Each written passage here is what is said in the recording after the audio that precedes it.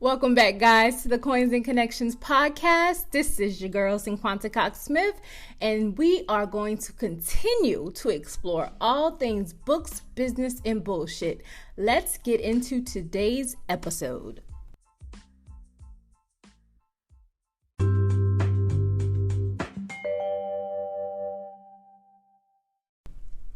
Hey guys, welcome back. Episode 17. I am here, and yes, I did not record last week, but sometimes you got to take a break. I didn't feel moved, or I didn't feel connected to one topic or subject, and I didn't want to force it. So I think I've told you guys this before. If I'm not feeling it, or if a topic is not speaking to me, I will not record. I don't want to force it. We've had a good run. I know you guys like to hear me on Fridays, but sometimes I have to take that self-care for me, because if I am not 100% whole and ready to come on in the room and, share with my helping ministry, then I don't feel that you'll receive what you need from me. So the topic this week is Mom life in shambles. Baby. This week I let my kids stay up late on Sunday thinking they had no school on Monday, and then I woke up to kids at the bus stop on Monday. So we were running, ripping, and rushing. Last night I took my daughter to Girl Scouts. She didn't have Girl Scouts last night. Tonight, I'm really, truly, honestly thinking about ordering pizza, because on Tuesday we had McDonald's. Like, it's hard out here for a pimp, okay? I just, February, okay, be over already. Let's come on, March, bring me some good weather. Because listen, depending on where you at, you haven't been getting any sunshine. You have been getting snow, ice, rain, sleet, wind. You have not been getting the temperatures that can put your body in motion to, be like, yes, okay, it's sundress season. It's time to get my summer body ready. And let's not talk about summer body, because I restarted my diet again. Well, not even my diet, my healthy eating and working out again on Monday. And you know what? I may have to start again next Monday, because last night I made lasagna soup. So, things are just, listen, if you're a mom, and you can relate, we mess up a lot, and we love hard. And we give our all to our kids, our family, our husbands, our boyfriends, fiancés, whoever, our parents even. So you definitely feel me. So if you want to hear some good old funny information, or just stay tuned for the rest of the episode. So I get asked a lot, how did you start your podcast? Where do I begin? How can I start a podcast? Well, if you haven't heard about Anchor, it's the easiest way to make a podcast. Let me explain. First of all, it's free. I'm down with the free. There's a creation tool that allows you to record and edit your podcast right from your phone or computer. Anchor will distribute your podcast for you so it can be heard on Spotify, Apple Podcasts, and many more. You can make money from your podcast with no minimum listenership. Like, ain't nobody listening yet and you making money. How dope is that? It's everything you need to make a podcast in one place. So what are you waiting on? Download the free Anchor app or go to anchor.fm to get started.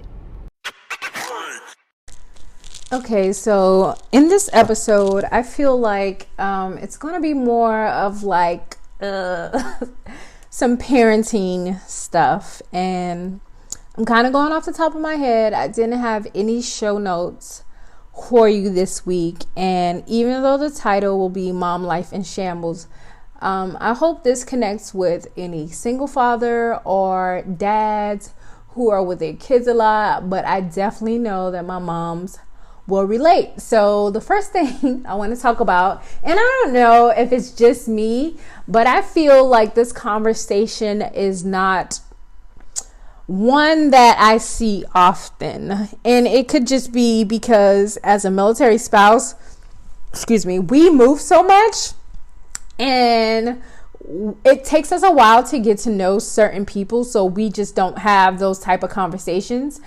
And then sometimes we just don't, have time to talk about these things with our long-time friends. So I feel like also in the Black community, it feels like it's taboo, but it shouldn't be, because as mothers raising daughters, we need to openly have these conversations. These questions need to be answered, and we need to be on point with teaching our girls about their bodies, about the things that will happen to them, the changes. That should not be a secret. They should understand, and we should be able to fully respect their choices and the changes that their bodies will be making. So with that being said, I have been talking to my daughter maybe for the past couple of months, even last year, and we've talked about the subjects of her starting her cycle, and we talk about the tools that she needs to use with, pads, panty liners, and stuff like that. And my daughter has such a small frame that, we are kind of just getting out like the size 5T underwears because she's so small. So I took it upon myself to, find a bigger size that will fit her, but at the same time, it won't fall off of her. Because I need her to feel safe. I need her to feel protective, especially when she does start her cycle. I need her to know that her underwear won't fall down if she decided to wear a skirt without shorts underneath that day because she forgot. I need her to understand that the wings on the pad are there to create an anchor for her to feel safe throughout the day. I need her to understand how to keep herself clean and fresh when this time comes in her life. And I need her to understand that also she will go through changes, mood swings, puberty, acne, cramps, all of this stuff. So how are you mothers and fathers with daughters? How is this conversation happening? Because I can really remember that. I don't remember that there was a conversation. And, we are growing up in different times, and you can Google a video and be like, bam, wham, and you know everything you know. But I was handed a book because they weren't openly talking about these things on the internet, I feel, when I was growing up. I was handed a book about my monthly cycle, the period cycle, why I get a cycle. And I remember I took a bandana and I covered the outside of the book because I didn't want anyone to know what I was reading. Like, I don't know if I was embarrassed or ashamed. And I went through those times where my cycle bled through my pants and I was embarrassed. I want to be able to help that not happen to my child because it is a painful experience. It is traumatizing. The first day that it happens it's scary. But if we get ahead of the conversation and we talk about it, I feel like it shouldn't be as traumatic as maybe we all remember it being. So with that being said, let me know how you are carrying out this conversation with your daughters. And then the second thing is, I can't remember when I started to get boobs. So my mom always call them like, you got your little mosquito bites. I can't remember when I got boobs. I don't remember, and I don't remember the process of going to get a training bra.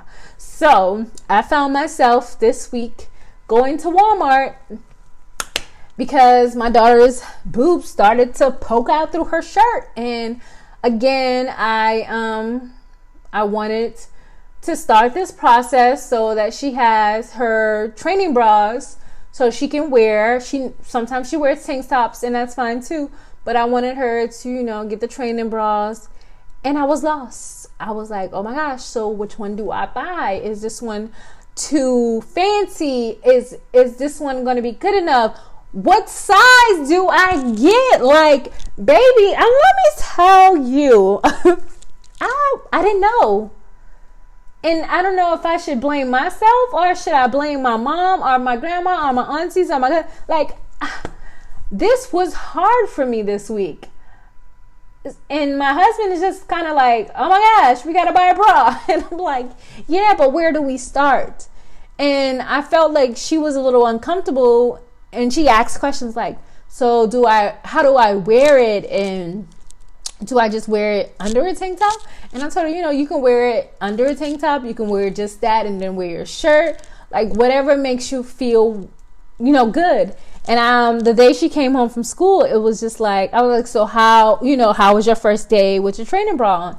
And she was like, good. It just feels weird. She said, it's itchy. And I'm like, girl, I'm telling you, baby, you gonna learn that when you get home, you want to take that bra off and let them girls run free. So we had a moment. She said that her training bra was itchy, and I'm like, girl, when you get older, you don't even want a bra. So we had our moment. So tell me, I really truly want to hear how this conversation is going. How are you teaching through books, videos, candid conversations? I kind of want to know. So, get back to me, guys, via Instagram, email, or Facebook, whatever. I really want to know.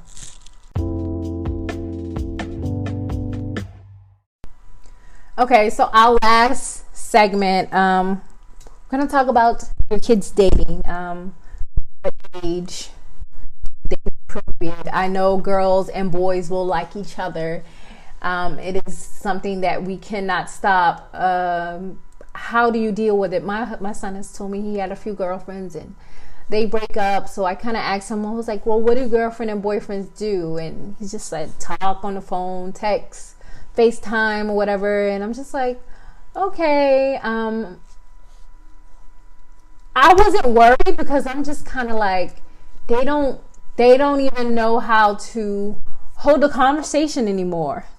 Like, y'all done seen the memes of the In Love challenge. We used to be on the phone, in our bed, legs on the wall, drawing doodles on the notepad by the phone, all in kind of weird, awkward positions while we chatting it up with our boo thing when we was in high school and middle school. And I just don't think that kids are truly experiencing that. You gotta drag the phone cord to the other room because it's attached to the wall type of love thing. The little flirtation, crush type relationship situation. Because technology. I didn't have a phone till I was in high school, and I had to get that on my own. My parents was not having it. So I had to get that on my own. And before then, guess what? Yep, I was on that house phone. I was holding that house phone down, okay? And then, you had call waiting because we didn't have them call IDs. You had call waiting. And so you didn't want to answer because it's going to be one of your mom or dad friends, and you didn't want to end your conversation with your little boo. But at what age do you truly feel that people should date? My mom and my dad was kind of adamant about me not dating. And I feel that it kind of shaped me to be like secretive about having a girlfriend or a boyfriend. And mind you, me and my husband were dating off and on since 7th grade. And guess what we were doing? We were sneaking in the hallway kissing. We were writing notes. We were on the phone all the time. But yeah, I had some of my best kisses in school. Now, mind you, things are different nowadays. They got these cameras. These kids get caught up. It's a wrap. You're going to have some charges, sexual harassment, etc. But we were so innocent, but at the same time, we were sneaky, baby. We were sneaky. And by the time I got in high school, I think that's when I kind of really took the dating thing to another level. But my parents would be like, okay, we got to meet whoever this is. I did go to prom my 10th grade year with a senior whom I was dating. I wasn't really truly allowed to go out on a date or go out with him, but I had older friends who my parents allowed me to go out with, and we would just meet up at the movies. But again, I was in my friend's care. Also, I think I was able to truly start going on dates when I got a job. I would say my sophomore, senior year. That's when I truly started going on dates, and my parents would allow me to go places. Had my own car. I worked, but I still had a curfew, which was like probably 11 or 12 o'clock. I feel like I was trusted, but I was restricted, and it caused me to sneak around a lot. So how do we break that barrier of having our kids trust us or not? Because I try my best to talk to my son, and sometimes he just does not budge. I let them know that they can talk to me about anything, and I'm pretty much real candid about talking about certain things that people may feel like, okay, you shouldn't talk to your child about that. But baby, the internet is talking to them. These kids at school are talking to them. They have sex education from starting now in like third grade, where they come in and they talk about the body parts, and they talk about team two moms, team two dads. They talk about love is love. They talk about what is good touch, bad touch. So if you've not already started a conversation with your child in elementary school, you're kind of behind, and you need to get on it, and you need to make sure that they are aware of things that could happen, and how to always be aware of their surroundings, and have a family code word. I am very, very strict when it comes to my kids staying in just anybody's house.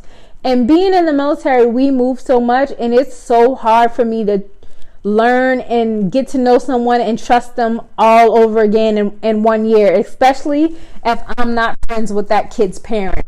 Listen, I don't know, but you ain't going to so-and-so house, and I've only met so-and-so parents in passing.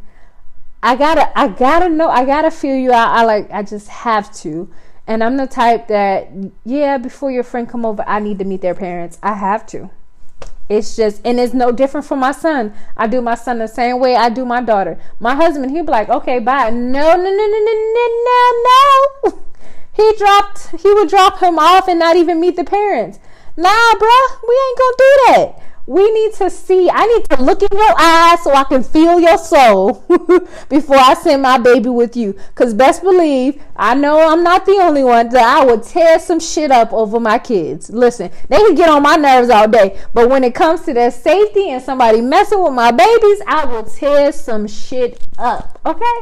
So back to, when do we let them date? I think it's cute when he says he has a little girlfriend or whatever, and I ask the questions, where does she live, who's her parents, because he over here dating a major daughter. We need to make sure we get our stuff together, because some shit go off with you and the major daughter, that that's some issues we gonna have. So we just talk about it, talk about what y'all be texting. He already know that I can see things in his phone, so we talk about text etiquette, sending pictures, and all that stuff. So these are things that we do talk about. But how do I how do I make the conversation a little bit deeper on another level? And what age do you think is a good age for kids to date? Now, I've seen parents now take their kids and the kid's little girlfriend on a date to like Burger King or something. What age should they be doing that? I just don't know if I could I don't know. But I mean, I guess that's under your supervision. You can do the whole thing. I just don't know if I want to do that in middle school. But then is it too late? Because in 9th grade, they like, Ma, and then kids are driving by 10th grade nowadays. So I think next year, I'll be a little bit more comfortable with a situation like that, where he may have a girlfriend. I've met the parents, we talk, and we can do like an ice cream date. And we can make it a family affair. They at their own table, and I can get to know their parents. So tell me what y'all think about, kids dating. I know my daughter probably isn't really truly thinking about dating anybody or saying she has a crush, because she's at the point in 4th grade where she's like, these boys are so nasty. Jonathan digs in his nose. Timothy is so disgusting. He farts.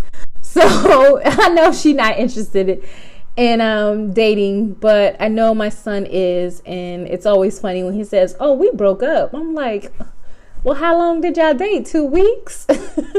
So let me know what y'all think about talking to your kids about puberty. Lord help me, it's time to end the podcast. Puberty, dating, and share some tips with me, y'all. Your girl is struggling out here. I need help. And I don't know if it's because I feel like I'm young. Listen, I'm young. I had my first child at 19. I'm young. So I should be hip, right? Oh, geez. I need to live a little bit more to get all this right. But this podcast was a little long. I probably was a little long-winded. But I need y'all help. So come help a sister out. The helper ministry. Come on. Come gather me. Okay? So I will see you guys next week. And I hope you guys truly enjoy this episode. And I hope we can continue this conversation online.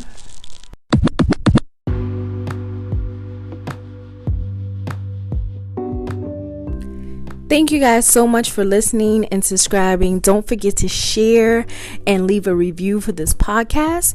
If you have any questions, you can email me at hello@cinquantacoxsmith.com. You can follow me on Instagram at cinquantacoxsmith and at coinsandconnections.com. My websites are www.cinquantacoxsmith.com and www.coinsandconnections.com. You can join my Facebook group at Books Plus Business with Cinquanta Cox-Smith. I love you more than I love this podcast. Peace.